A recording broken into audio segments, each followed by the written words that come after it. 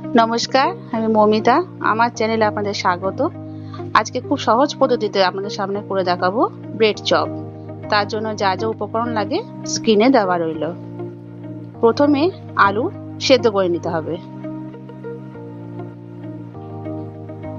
সেদ্ধ করার পর আলুগুলো ছাড়িয়ে নিতে হবে।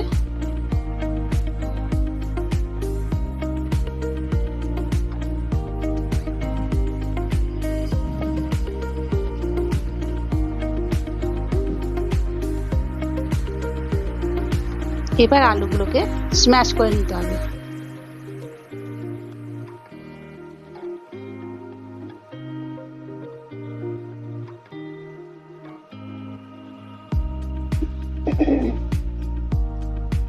এরপরে কড়াই বসিয়ে গরম করে নিয়ে তার মধ্যে 4 চামচ তেল দিতে হবে।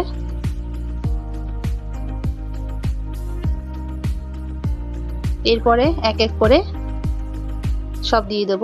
প্রথমত দেব কারি পাতা,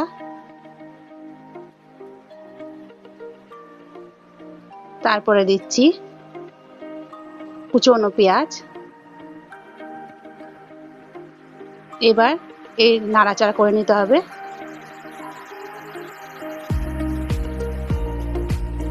একটু হালকা লালচে লালচে হবে। তার মধ্যে দিয়ে দেবো লঙ্কা কুচি। আবার নাড়াচাড়া করে নিতে হবে।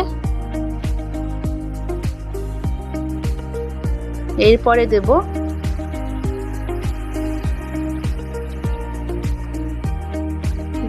জিরে গুঁড়ো, হলুদ গুঁড়ো, নুন,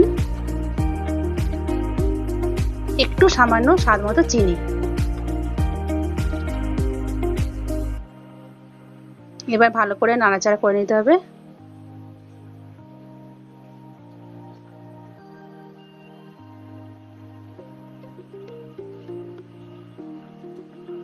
দেখুন অনেকটা লাল লাল হয়ে গেছে। এরপরে দিয়ে দেবো স্ম্যাশ করা আলুটি।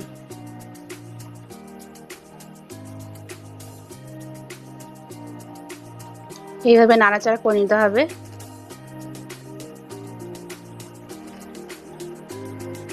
করতে করতে একবার শুকনো হয়ে যাবে।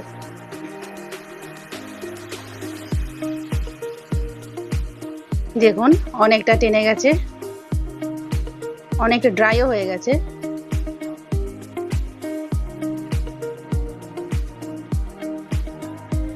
এরপরে ছাড়িয়ে রাখা বাদামগুলি দিয়ে দেবো। আবার নাড়াচাড়া করে নেব। মোটামুটি আমার আলুর পুর রেডি। এবার একটা পাত্রে নামিয়ে নিচ্ছি।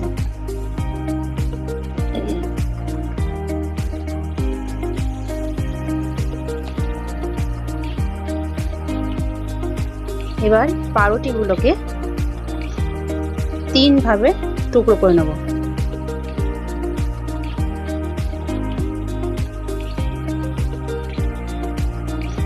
দুটো ব্রেডকে আমি লম্বা লম্বা ভাবে কেটে নিলাম। এবার এক একটা ব্রেডের মধ্যে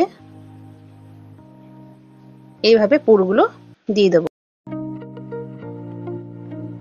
এইভাবে পুরগুলো দেওয়ার পর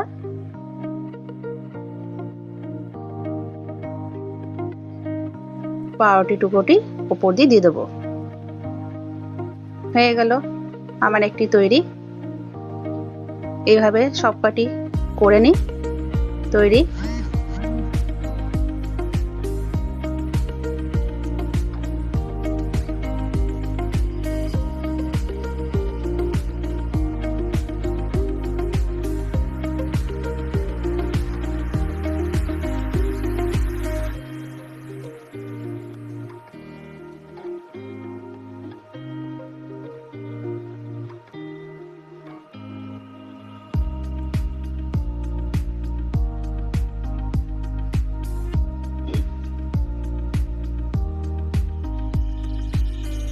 আমার হয়ে গেল সব পাউরুটিগুলো রেডি।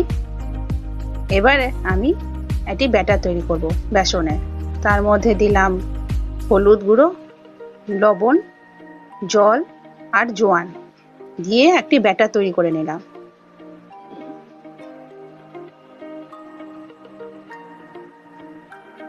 ভালোভাবে ব্যাটারটিকে তৈরি করে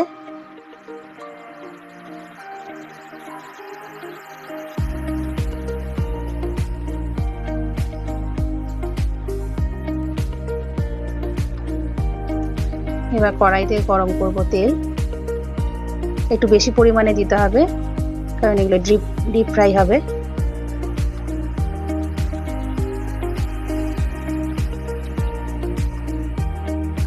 ব্যাটারের মধ্যে পাউরুটিগুলোকে ডিপ করে আমি এবার তেলে ছাড়বো।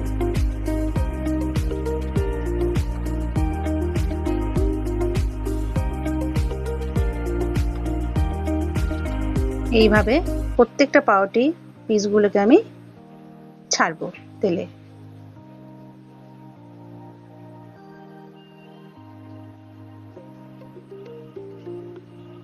খুব হালকা আঁচে ভেজে নিয়ে লাল লাল করে তুলে নিতে হবে একটি পাত্রে। এইভাবে আমার তৈরি হয়ে গেল bread chop.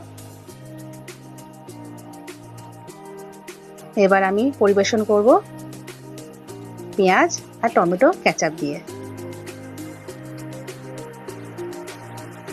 Like, comment, share and subscribe to my channel.